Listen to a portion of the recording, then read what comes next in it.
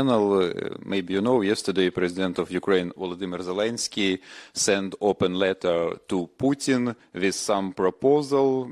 There is a lot of points. I think you know about this letter. What's the position of EU?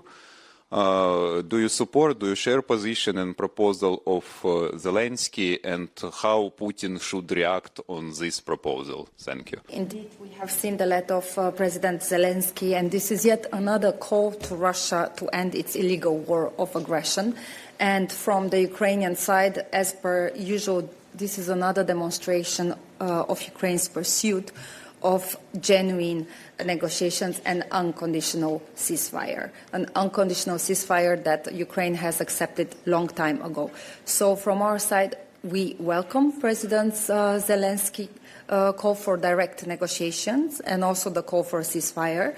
And from our side, we will go once more through the facts, and this is that Ukraine wants peace, Europe wants peace. Multiple reports that the E3, United Kingdom, Germany and France are preparing to lead some sort of initiative that could engage Russia in direct talks to find a settlement to the war. How does the European Commission feel about the E3 as potential mediator, given that only 2 member states are represented in this format? Thank you. Thank you. From our side, we support peace through all formats. We will not be going, however, now into the who should be the mediator or not. We're focusing on our position, our demands and asks. Most recently, the High Representative has been discussing through all this, the informal in Gimni in Cyprus. Thank you. Of course, we are fully aware of what is happening in Romania and of the new drone incident, and the European Union is expressing its full solidarity with Romania. We have seen also the President's announcement of Romania that the Romanian authorities are currently investigating the circumstances and that the drone has reached the port, and they will look through all the potential risks.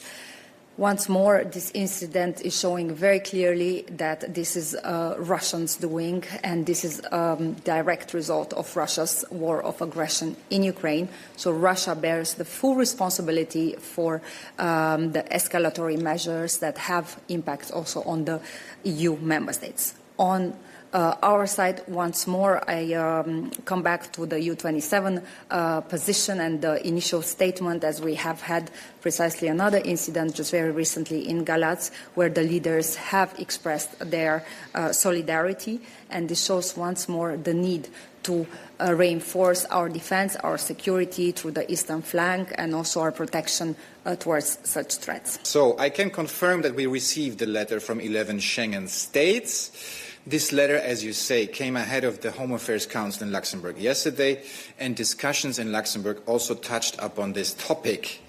What I can stress on behalf of the Commission is the following.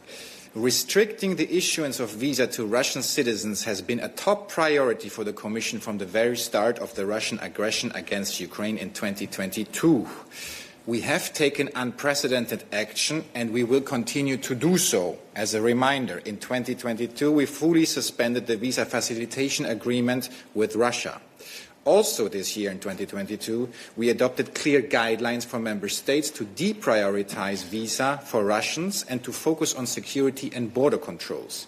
And last November, in 2025, we adopted stricter visa rules so that Russians can now, in principle, no longer receive multiple entry visa.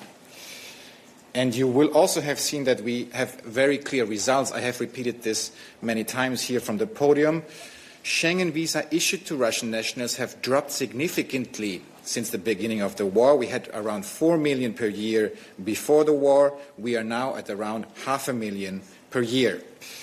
The Commission is monitoring the implementation of the guidelines from 2022 very closely, and we are working with Member States to promote their consistent implementation.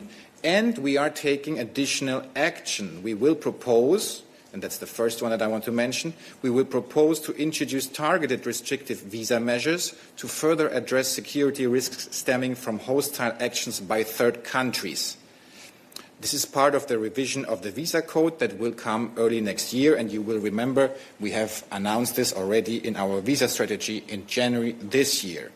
And the second important point is that we absolutely agree with which something that's also said in the letter, that Russian fighters who fought against Ukraine may pose security threats to the EU, and we are assessing possible ways to restrict their access to the Schengen area.